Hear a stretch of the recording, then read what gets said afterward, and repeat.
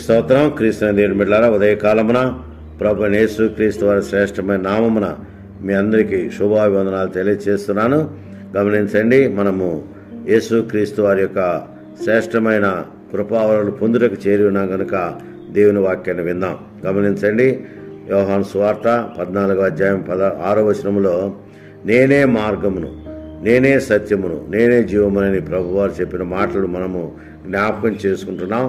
మార్గాన్ని గురించి ధ్యానం చేసుకున్నాం, సత్యాన్ని గురించి ధ్యానం చేసుకున్నాం. ఈరోజు మరి మూడో విషయము మా జీవాన్ని గురించి మనము ధ్యానం చేద్దాం. గమనించండి, ప్రభుతో ప్రతి దినం అనుదిన ఆశీర్వాదాలు, అరుణోదయ దర్శనము, అనుదిన వాగ్దానం పొందుటకు దేవుడు మనకిచ్చిన గొప్ప ధన్యతను బట్టి దినం జీవాన్ని గురించి మనము ధ్యానం చేసుకుందాం. గమనించండి, మనము ఆరాధించే ప్రభువులో జీవం ఉంది.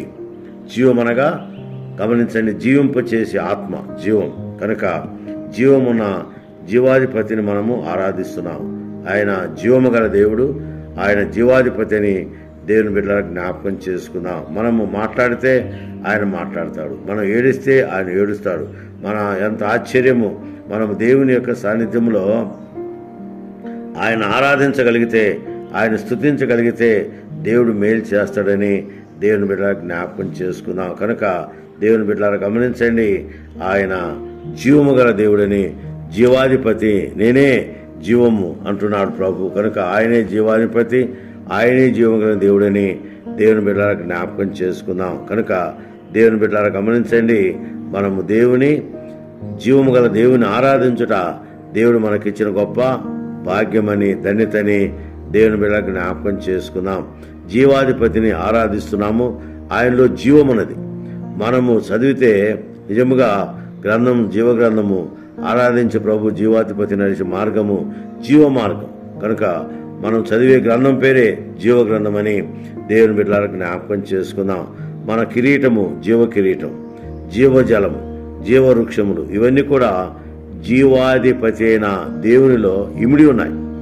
ఆ జీవాధిపతిని హృదయంలో ఉన్నాడు అన్న విషయాన్ని నువ్వు గ్రహించాలి, నమ్మాలి.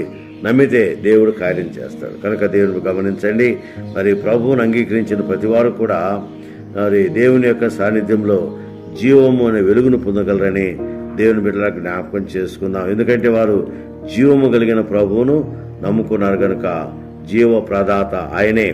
మీ అపరాధముల చేత, పాపముల చేత మీరు చచ్చిన వారై ఉండగా ఆయన మిమ్మల్ని క్రీస్తుతో కూడా బ్రతికించినని దేవుడు చూస్తున్నాడు. అంత మాత్రమే కాదు, గమనించండి, యేసు ప్రభు అంటున్నాడు, పునరుద్ధానమును జీవము నేనే.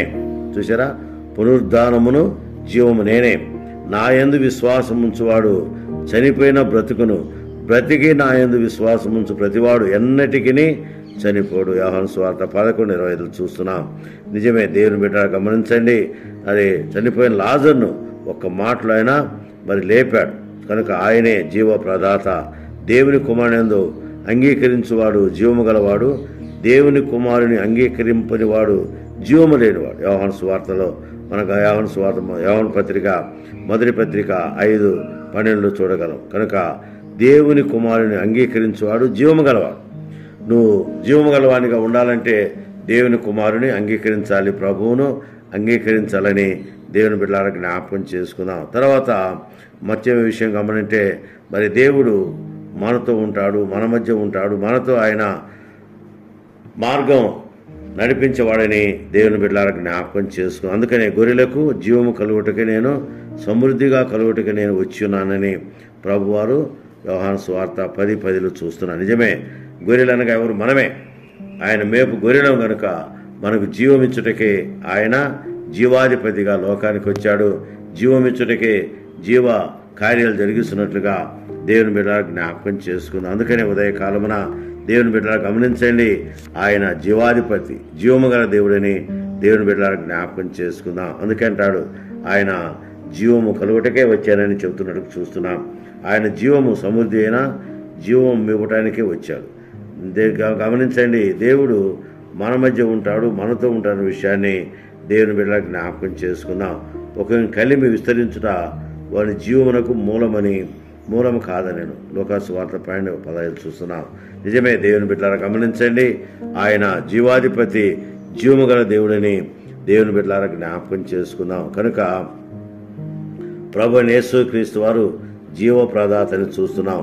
నా ప్రాణమా యెహోవాను సన్నిధించుము, నా అంతరంగమును సమస్తమైన పరిశుద్ధ నామమును సన్నిధించుము, నా ప్రాణమా యెహోవాను సన్నిధించుము, ఆయన చేసిన ఉపకారములలో దేని మరొకమని భక్తుడు చెప్తున్నారు. నిజమే, ఆయన జీవప్రదాత కనుక ఆయన మార్గంలో మనం నడవాలి, ఆయన కార్యాలు మనము జరిగించాలి, ఆయన కృపావరాలు మనం పొందాలని దేవుని బిడ్డలారా జ్ఞాపకం చేసుకుందాం. అందుకనే జీవము గల దేవుని ఎదుకు మనము రావాలి, ఆయన ఊటలో నుండి మనము జీవం పొందాలని దేవుని బిడ్డలారా జ్ఞాపకం చేసుకుందాం. ఉదయకాలమున దేవుని బిడ్డలారా గమనించండి, మనము పాపంతో చచ్చిన వారం అయితే జీవాధిపతికి దూరం అయిపోతాం. అలా కాకుండా మనము జీవాధిపతిని నమ్మి ఆయన యందు స్థిరమైన బలమైన నమ్మిక ఉంచి క్రీస్తు కూడా మనము దేవుని యొక్క శ్రేష్టమైన కృపావరాలు పొందుటకు మనం ముందుకు సాగాలని, రక్షణ కార్యం దేవుడు నీలో జరిగించాలని దేవుని బిడ్డలకు జ్ఞాపకం చేసుకుందాం. అందుకనే